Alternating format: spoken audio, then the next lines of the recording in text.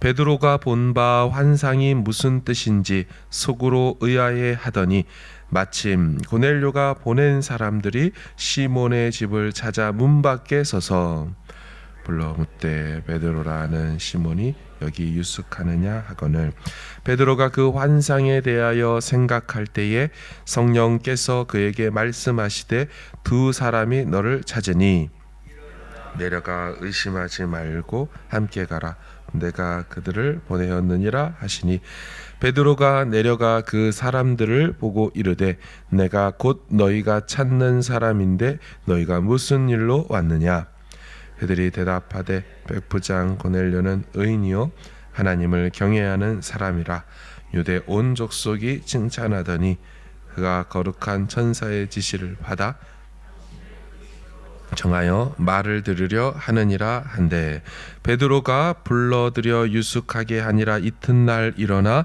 그들과 함께 갈새 욥바에서 온 어떤 형제들도 함께 가니라.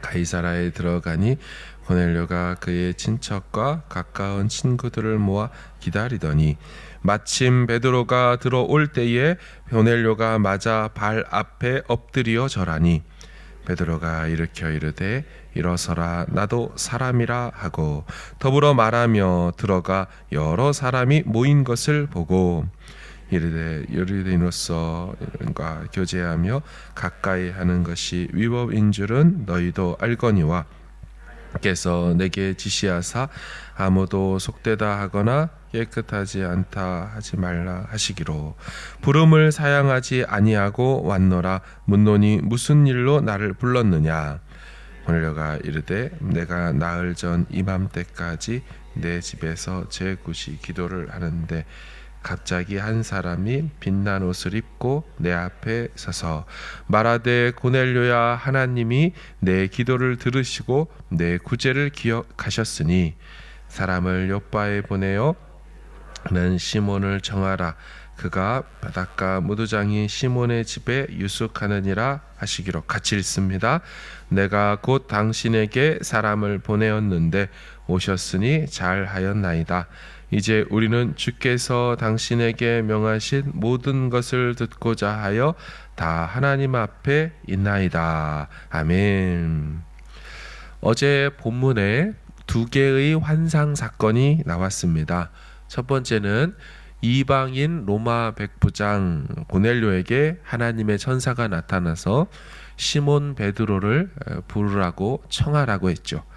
두 번째는 베드로에게는 환상 속에 하늘에서 보자기가 내려왔는데 그곳에는 날아다니는 동물, 기어다니는 동물, 네 발 달린 동물, 이 세 종류의 동물들이 있었습니다. 그리고는 계속 잡아먹으라 했지요. 그럼 베드로가 이 환상의 의미를 알아들었을까요? 17절을 보시면 베드로가 본 바 환상이 무슨 뜻인지 속으로 의아해 하더니 대단한 베드로이지만 환상을 보고도 무슨 뜻인지 몰랐습니다. 그런데 나중에는 이 뜻의 의미를 잘 알지 않습니까?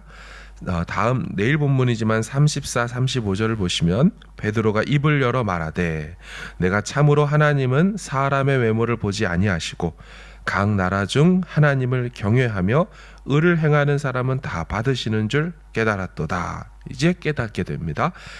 또 다음 구절인 47절을 보시면 이에 베드로가 이르되 이 사람들이 우리와 같이 성령을 받았으니 누가 능히 물로 세례 베품을 금하리요 하고 베드로가 뒤에서야 이제 깨닫습니다.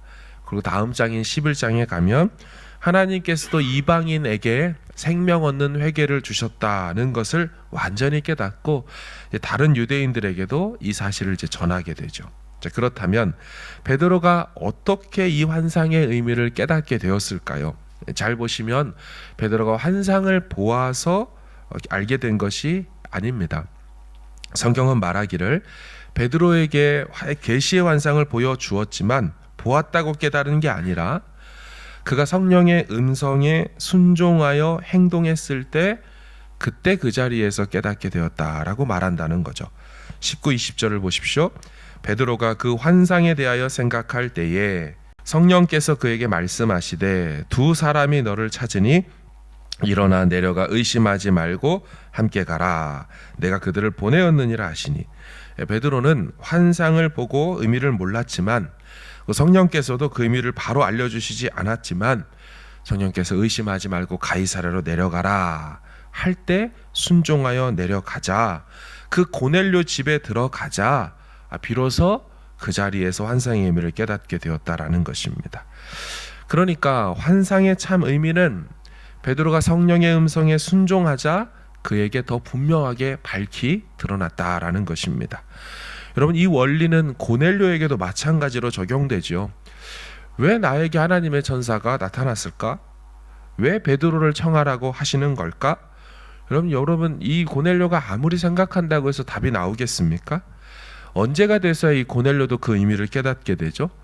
하나님의 천사가 지시한 대로 온전히 즉각적으로 순종했을 때, 그래서 베드로가 자기 집에 오게 되고 그 입에서 떨어지는 말씀들을 듣게 될 때 그제서야 깨닫죠. 아, 이런 뜻을 행하시려고 천사도 왔고 그 일을 행하라고 하시는구나. 그때 알게 된다는 거예요.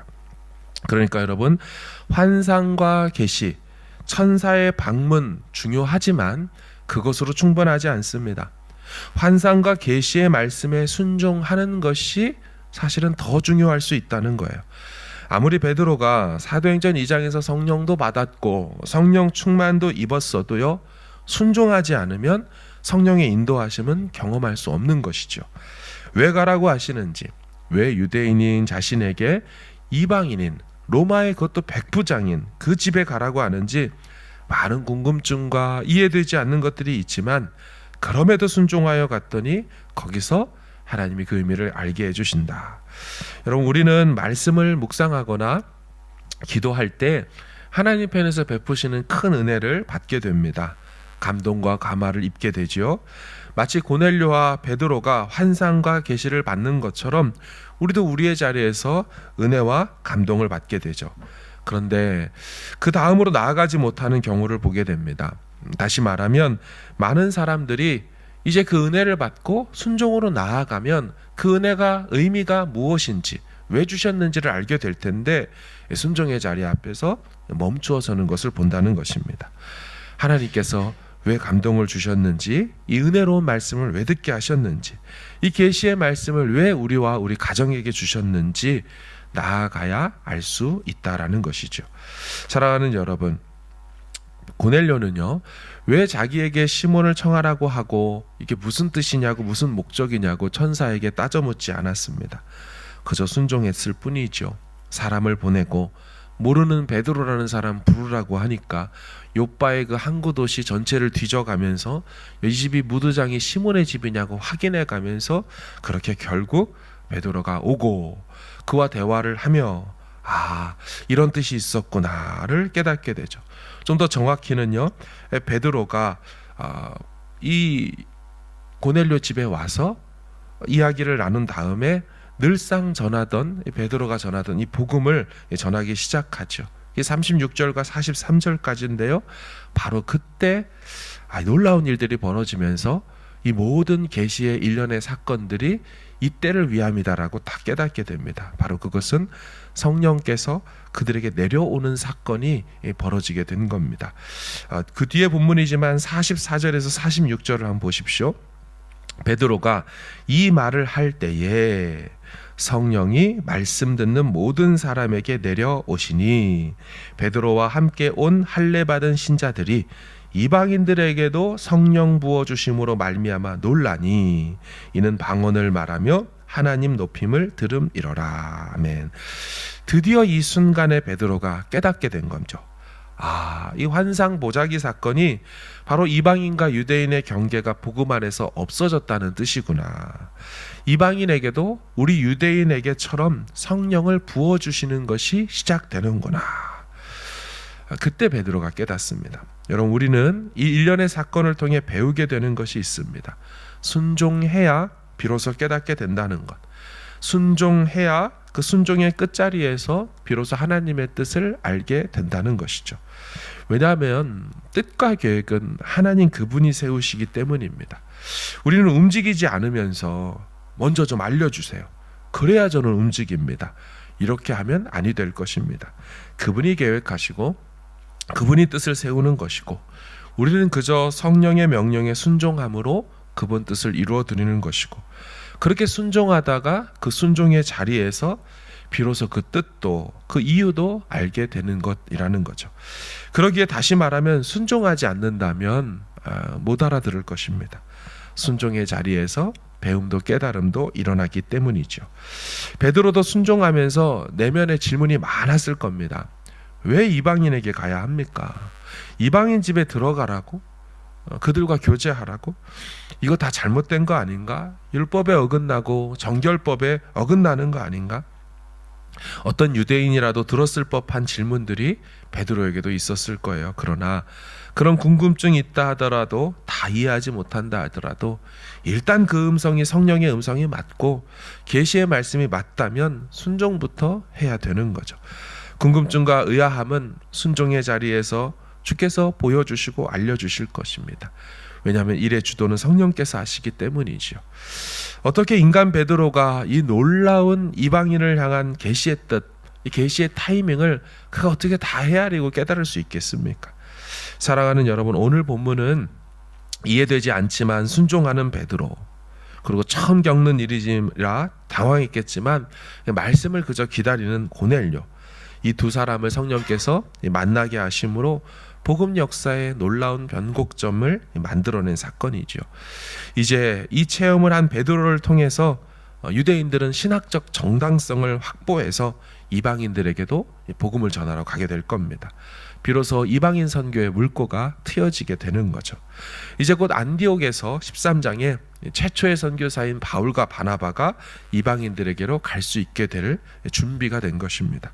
성령께서 계시를 여시고 확장하시고 보여주고 들려주시는 사건이 펼쳐지게 될 것입니다. 이 모든 것을 주도하시는 성령님께서 어떤 사람을 쓰신다고 하는 겁니까? 순종하는 이방인을 통해서 일하시는 것이죠. 주께서 계시의 빛을 비춰주실 때 그것에 순종하는 이방인을 통하여 계속해서 또 일하여 가실 것입니다. 우리가 아는 이 루디아라는 자주장사 여인, 바로 이방인 여신자 아닙니까? 그 여인도 순종함으로 쓰셨습니다. 지금 이 성경을 쓰고 있는 이방인 누가도 바로 그런 사람 중에 한 사람이 되는 거죠. 성령께서 주도하시는 이 복음적 사역에 우리는 마음을 활짝 열고 순종으로 반응해야 할 줄로 믿습니다. 하늘 환상 계시를 보았던 선지자 이사야가 말했던 것을 우리가 들어야 할 겁니다. 놀라운 환상들이 보여질 때 이사야가 주님 참 대단한 계시를 저에게 보여주셔서 감사합니다. 이렇게 하지 않았습니다. 주님 제가 여기 있사오니 나를 보내소서. 충만한 계시 받음 자체가 목적이 아니고 계시 받음은 시작인 거죠. 말씀이 들려오는 거, 은혜가 부어지는 거 시작인 것입니다. 순종으로 계시의 더 깊은 의미를 깨닫고 누리며 사는 저 여러분이 될 수 있기를 주님의 이름으로 축원합니다. 아멘. 무덤 문이 열리고 무덤 문이 열리고 마른 뼈 살아나니 주로 인해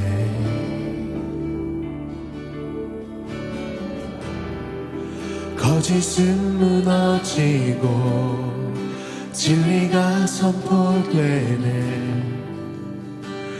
이곳에 무덤 문이 열리고 무덤 문이 열리고 마른 뼈 살아나네. 주로 인해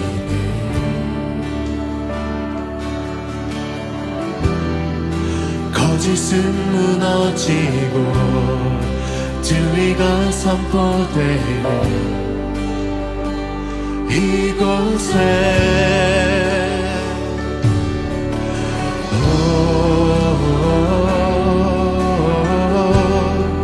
생기가 불어오네.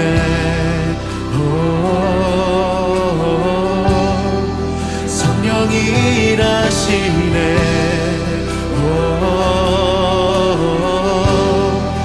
회복의 기쁨이 시작되네. 성령의 바람 여기 불어와 권능으로 임하시네. 거룩한 세대 여기 일어나 주님의 뜻 이루시. 성령의 바람 성령의 바람 여기 불어와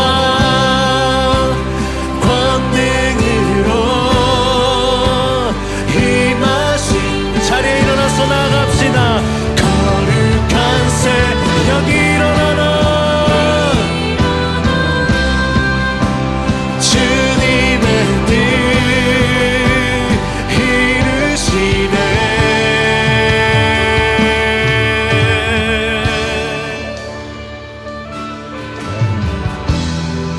무덤문이 열리고 마른 뼈 살아나 주로 인해 우리 믿음의 고백으로 나갑니다. 거짓은 무너지고 거짓은 무너지고 진리가 선포되네. 이곳에